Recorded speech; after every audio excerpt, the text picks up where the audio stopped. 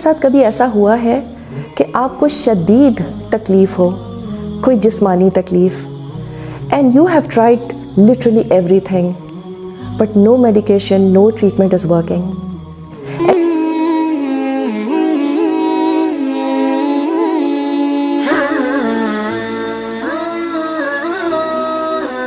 السلام علیکم ورحمۃ اللہ وبرکاتہ. آپ کے ساتھ کبھی ایسا ہوا ہے کہ آپ کو شدید تکلیف ہو، کوئی جسمانی تکلیف، and you have tried literally everything but no medication, no treatment is working. ایسی صورت میں ہم یوزلی کن چیزوں پر فوکس کرتے ہیں؟ کوئی اور ٹریٹمنٹ دیکھ لیں، صدقہ خیرات کر دیتے ہیں، توبہ استغفار کرتے ہیں، یا ہم کسی نیک شخص سے دعا کرنے کو کہہ دیتے ہیں. What we don't focus on is maybe I've made someone's life a living hell.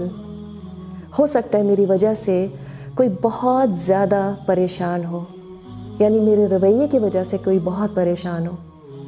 عام طور پر وہ لوگ جو اتھارٹیٹو پوزیشن پر ہوتے ہیں ان میں یہ پرابلم زیادہ پائی جاتی ہے.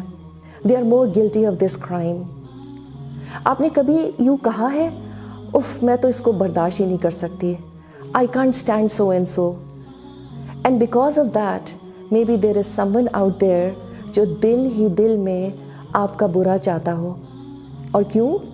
وہ آپ کے رویے کو پسند نہیں کرتے، ان کے دل میں بغض ہے آپ کے خلاف. They have grudge against you.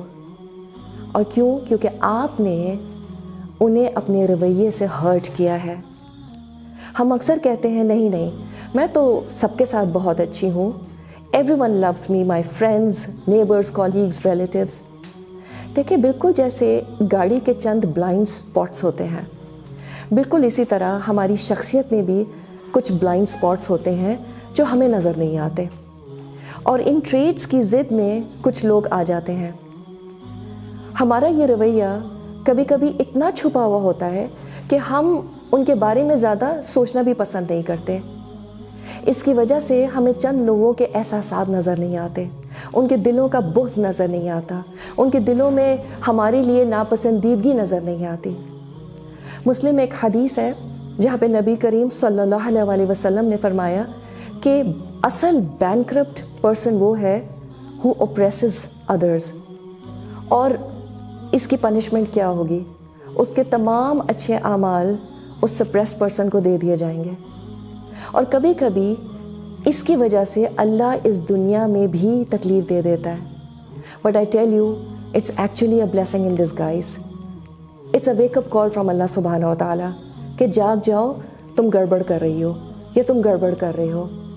So if there is anybody who could have shed some tears because of your behavior, who could be making duas against you in the darkest hours of night, اور شاید اس شخص کو بھی اس بات کا احساس نہیں ہے کہ اگر آپ پر کوئی مصیبت آئی تو اس کو اس سے سکون ملے گا، تو آپ کو ابھی اسی وقت معافی مانگنے کی ضرورت ہے.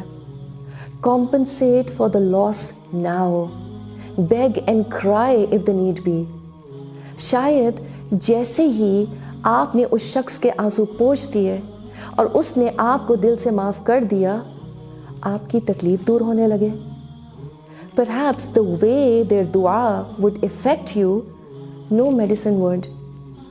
ہم کبھی کبھی بظاہر بہت سکون سے سوتے ہیں نا، لیکن اگر کوئی اور آپ کی وجہ سے سو نہیں پا رہا تو ہم اللہ کو کیا جواب دیں گے؟ Perhaps there is someone who is alert, praying or wishing against you. It really doesn't matter who is right or wrong. لوگوں کو رلانا کسی بھی ڈیفینیشن سے جسٹیفائی نہیں ہو سکتا.